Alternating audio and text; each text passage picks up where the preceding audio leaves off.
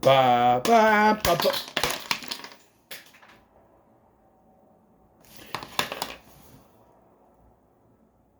Juniversal Horror Month. I thought that would last long. Ba ba ba ba ba ba ba ba ba ba ba ba. I thought it would last longer than that. It did not. Welcome back to Juniversal Horror Month. Scotty, you're not, and we have made our way to 1963's The Birds, directed by Alfred Hitchcock. So, I've seen this, Rear Window, and Psycho, the three biggest ones that he did. There's also what's the one? Not High Anxiety. That's the Mel Brooks one. Vertigo. Vertigo I haven't seen. That's another big one. But yeah, and of the three I've seen, actually not that bad. I actually saw this a long times ago. When I say like that, when I was in school, we watched this in school. Actually, I don't think we read the book. I think they put it on for something. I don't know. And actually, as a personal story, I used to have a bird. I had a bird. Yes, when I was a freshman in high school, I got a bird, a parakeet. His name was Boomer. He didn't last long because, and I will go to my grave with this. My brother left our bed. We had cats in the house, which was a bad idea to get bird anyway. My brother left because I went to school before my brother did. I remember shutting the door that day. As bad as my memory is, I shut it. I'd make sure I shut it. My brother left the door open and I came home. And the thing was knocked over and Boomer was gone and I'm going around yelling for the bird. The insensitive asshole that was married to my mother just sat there in the living room. Because of course he wasn't going to admit it was his kid's fault. No, it was all my fault. Even my mom to this day says it was my fault. I don't think so. I shut the door. I was so happy with the bird. I had the bird seed. I had a whole big ass bag of bird seed left. Just sat there for a while. The cage too. Eventually we got rid of it. They said I couldn't get another one because I was irresponsible. It wasn't my fault. I will go to my grave saying my brother, the cats ate it. There was feathers over the bathroom and my sister's room. Yeah. I was upset. I was mad. I did not leave the door open. Was my brother. I will die on that hill. Anyway, I like birds. Fine. My stepdad's family had birds. His dad's mom had birds. I like birds. Fine. I like dogs and cats better, but birds are the cats. Those cats. I remember my sister tried to defend, not my cat, not Sam, not Joey. Was it Joey? Whatever, her cat was Joey. No, that probably, wasn't, that like, she sat there while the other two ate it. Anyway, was Joey the male cat? It was a girl. And I like to sat there, they just sat there, I don't know. Anyway, so that's my experience with birds. If the cats didn't eat it, probably would have lasted longer. I still say it's not my fault. My brother left the door open. Now the many fish that died, that was my fault. I wasn't the best at. I had fish. That was before we had the cat because when we lived in an apartment, we couldn't have. We had rabbits, and I had fish, and the fish kept dying. It wasn't. Fish die anyway. It's not even if you try to take the best care of them, they die anyway. Fish aren't the best pets anyway. It's like, they paint Darla in Finding Nemo, fishy, fishy, like she killed it. I don't know. Fish die anyway. Anyway, back to this. The Birds.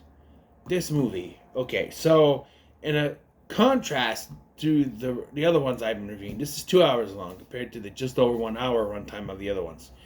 So this was a little bit longer, and boy, there's a lot of filler in this. For a movie called The Birds, I get the Hitchcock was the master of suspense. That's what it was about. It was about building to it. We see the birds throughout the film sort of, We get the attack. I think it's about 20 minutes in. The first attack happens. The bird hits Melanie in the head. But, like, the first kill doesn't come till an hour. Mr. Fawcett, when Mitch's mom goes to the Fawcett farm and finds him with his eyes gouged out. Yeah, that's an hour in. So we kind of hint at the birds doing stuff. But we don't really get the big stuff until, I think there's the thing before this at the birthday party. But then, yeah. The main character is Melanie, played by Tippi Hedren, who I think is the only person. Her and Veronica Cartwright are the only two left alive from this. Yes, Veronica Cartwright, the little girl in this, is played by Veronica Cartwright from Aliens. How old was she? Because she looked old in that one. I guess when everyone smokes, they just look older than they should. Like, Rod Taylor and Tippi Hedren are 33. She looks younger than he does. He looks like he's in his 40s, but he's 33. And because he looks older, the actress who played his mom, who was in her 50s, doesn't look that much older than he does. Nowadays, you got plastic surgery, which doesn't always help. People get the... I'm beautiful. No, you're not. The Botox. And I think this makes them look sexy. Do I look sexy? No. I don't. I look like I should be in the movie Truth or Dare. Truth or Dare. This is not sexy. It hurts. That was weird. But, yeah. And, of course, as a product of the 60s, there was smoking. Which is not a problem. But, like, there's a scene where Melanie is at Brenner's house and she's playing the piano and she has a cigarette sitting there. She'll pick up and smoke it. And I'm like, you're in someone else's house. In which we've seen none of the other people in that house smoke. And you just, in someone else's house. That's kind of rude. Obviously, they were okay with it if they don't yell at her for it. But, I don't know. That's the first time in my head, I'm like, wait, she's smoking in someone else's house. And they, at least on screen, haven't smoked. I don't know. So Melanie's our main character, played by Tippi Hedren. And she doesn't work there. She's at a pet store when Mitch Brennan, played by the late Rod Taylor. First time I saw this picture, I thought it was Gregory Peck. They don't look remotely the same. But, I don't know. But yeah, Rod Taylor. He comes in and immediately asks her, acting like she works there. She acts like she does. Oh, these are the redbird. Those mean they're strawberry, whatever. Oh, these are the lovers. Those are canaries. And he's like, I know you don't work here. I remember you from court. You and I have never been in court. Oh, I've seen you in court. I'm a lawyer. And she played a practical joke that caused a window to be broken. Don't know what kind of practical joke that is, but okay. And so he wanted these lovebirds for his sister. That's what confused me. Because I'm like, his sister looked so young, and he looked 40. I'm like, how? Sister? Because I thought it was the lady. I'm like, that's his mother. I'm like, his mother? That's his sister? I guess she was like 14 or 15 here. She looked young. I don't know. I think it was around my son's age, I guess. But yeah.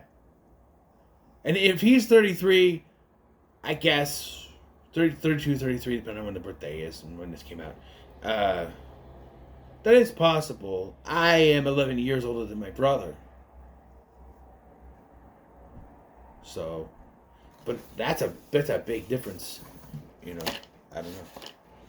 But so she decides to get the lovebirds herself after he takes off and bring them to his house. She gets his address, I think, from the pet store.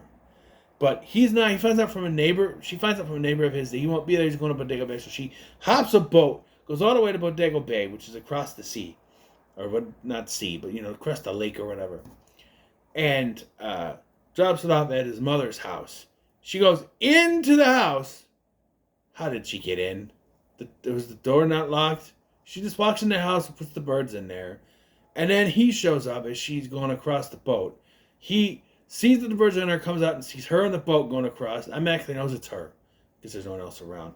And he gets in his car, drives all the way around, and then she's coming on the boat and puts on her vest. Like, unassuming look, like, oh, I don't know what you're talking about. I had nothing to do with that. And that's when she's hit by the bird. Then he takes her to a diner instead of the hopsicle. Is there no hopsicle there? You know, he takes her to the diner. Apparently. But yes, to the diner. Where he tends to her wounds. And, yeah. Apparently, his mother doesn't care for her very much. So, he invites her to dinner. While there, she lies and says she's staying with a school teacher named Annie, who I guess has no idea. Does she know who she is? I'm guessing I don't know. She does? I don't know. But Annie lets her stay there, apparently. While they have dinner, and this is like the big stretch until we get to something happening. At dinner, the girl, Kathy, invites her to the party. No, I really don't think so. I think I'm going back. I'm not going to stay. Because she knows that his mom doesn't like her. There's something brewing between them. Again, it's a while before we get to that first kiss. And it's after an hour mark. It's after the attack of Mr. Old Farmer Fawcett. Yeah. Like, yeah. So,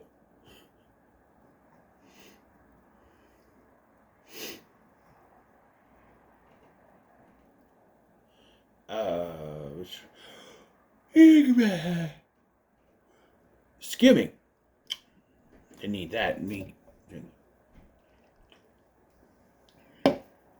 So apparently her and Andy become friends as a talk. They have a talk, and she's convinced by Annie, but also she gets a call from Mitch inviting her to Kathy's birthday party. This is where shit starts. They're at the birthday party, and the seagulls are attacking. Decided to attack the children, they attack the people. And this effect looks pretty good. You can tell that most of it is not really there. It they did some kind of weird cut paste job. It looks better than Birdemic though. I never seen that movie, but I've seen the effects, and that's terrible. I think they tried to do what this movie did, but they didn't have a third of the budget of what they didn't have half the budget of what this movie was to do that with, and that was in the 2000s. No, but so after that, it starts to disperse and everything, and you think everything's fine, but it's not. I think this is where something happens in the house, too, where the birds come through the house, and they try to tell the police, and he's like, "Oh, they just came through and they were startled." What? Yeah. When they talk about they attack people in the yard too. Seagulls. Oh, kids are probably trying to pestering them. This cop. I get it. In movies like this, cops have to do the first job so that the stuff can keep going on. Not that the police here would be able to do anything. No. So, the next day, because then Melanie says, "I think I'll have to stay. Let's go get my stuff from the car." And the mom is just so happy for that. But the next day, she takes Kathy to school and then goes to the Fawcett farm where we see the dead guy. This is the first kill of the movie, and now we're in. And it really sets like, something's going to happen. Right? Something's going to happen. Right? So, Yeah. So she's bedriddled. She takes off so fast. There's a big dust behind her car. Comes driving up, freaking out on Mitch. So Mitch goes with the caps to the Fawcett farm. I'm gonna call it Farrah Fawcett so bad. The Fawcett farm, while she's bedriddled, and Melanie has to take care of her, and then she has to go to the school to pick up Kathy. This is where we get the kiss. Where he's like, "You take care of her. I will bring her tea," and then they kiss, and he goes off to the farm to meet up with the cops, and then she has to go pick up Kathy. And here is where we get this is the big scene. This is where you see that Hitchcock is a master of suspense. He had been building up for that hour, almost, the 45 minutes before that big attack at the party. But this is the scene. So she goes in. The only thing I don't like is the song that plays. Because we get 3 minutes, or 3.5 minutes, of a song that just keeps repeating. I don't even know what it is. But it's the children are singing a song. And she goes in to look, and they're singing a song. So she goes outside to have a smoke. And she's sitting there. And you just see, there's like a jungle gym behind her. You see a bird fly, a couple birds fly. And then they stop showing you where they land. You see birds kind of flapping and stuff. And you hear noise. And you see her there just.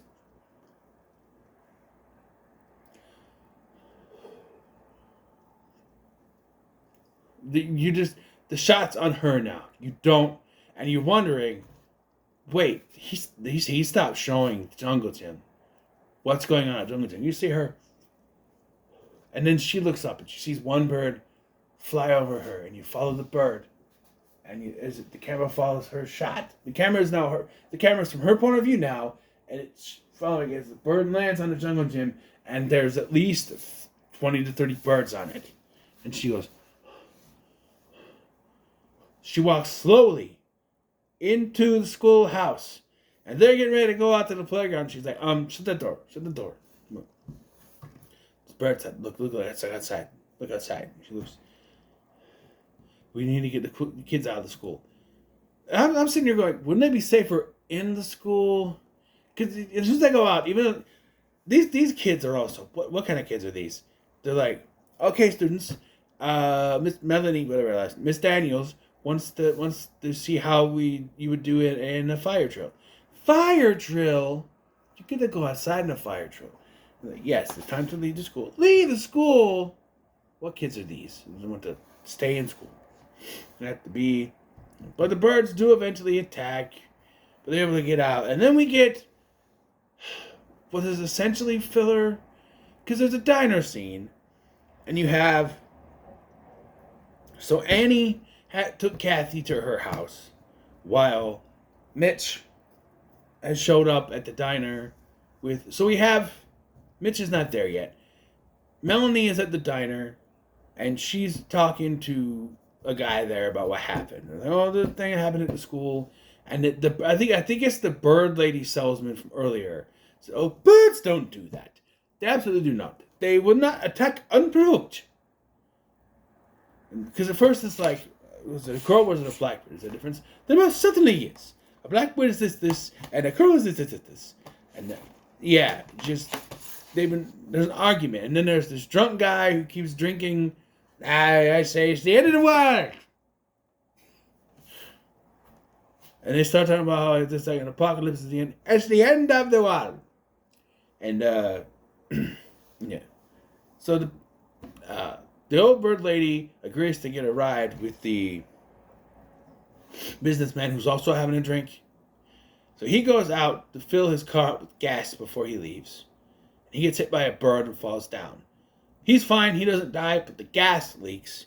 And the drunk guy goes to light his cigarette, gets lit on fire. They're yelling at him not to do it, and it's on fire. And the birds go nuts. Mitch has arrived by this point, I think. And they ask, Kathy is at Annie's place. They go to Annie's place. And they get there, and she's laying on the ground. She's dead. She's gone. But, yeah. So they get Kathy, and they make their. Do they leave? Did they go back to Mitch's house? Because the mother is there, so I'm assuming they do. So they go back to Mitch's house, and this is where the finale of the movie is. All the birds start to attack. They attack Melanie. She's now completely cuckoo pants, going crazy. They attack all over the place. And they go outside to leave. We gotta leave. We gotta go to San Francisco. We're gonna be out of here. And there's a bunch of birds, and they just walk slowly. And Melanie starts to freak out. No, no, no. And it's okay, it's okay, it's okay. They take her out, and they get in a car, and they slowly drive off, and the movie ends. It's not funny. Someone laughing outside. The movie ends. Now, at first I was like, well, this is kind of a dumb ending. You know, if you think about it, it's like, what's a dumb ending? You never find out why the birds are doing this. There's the whole conversation at the diner is supposed to be like, why are they doing this? Is it the end of the days? What is it? We don't know. We never actually get a reason for it. And it's never really solved. Right? In a way, it is similar. It is to The Happening. In that movie, it's the plants, however stupid that is, are doing it in retaliation for all the bad stuff the humans have done on this planet. It's an environmentalist movie. But you don't get a reason here. The birds are just attacking. There's no reason. And I don't specifically stop. They let them leave. Really, there was a sequel, The Birds 2 Land's End. I don't know anything about that movie. But, yeah. I don't know. But the more I think about it, the less dumb this ending is, because think about it. We don't know why they attacked. Which means we don't know how to stop them from attacking. And if they have stopped, what's to say it won't happen again? Just like The Happening, where it stops. But at the end, there's something in Paris, in France, where it's starting there now. So who's to say the birds won't just start up again when there was a sequel, like I said. I don't think Hitchcock had anything to do with that one, though. But I'm going to give this pretty good. Not bad. Not bad at all. Yeah.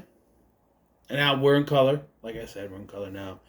But now, our journey through the Juniversal Horror Month will lead us to one of the greatest, not just horror movies, but greatest movies ever made by one of the best directors ever made. And it's celebrating its 50th anniversary this year. That's right. It's time to get a bigger boat, because up next is Jaws. Till then, thank you for watching. I've been Sky, and I'll see you in the next one.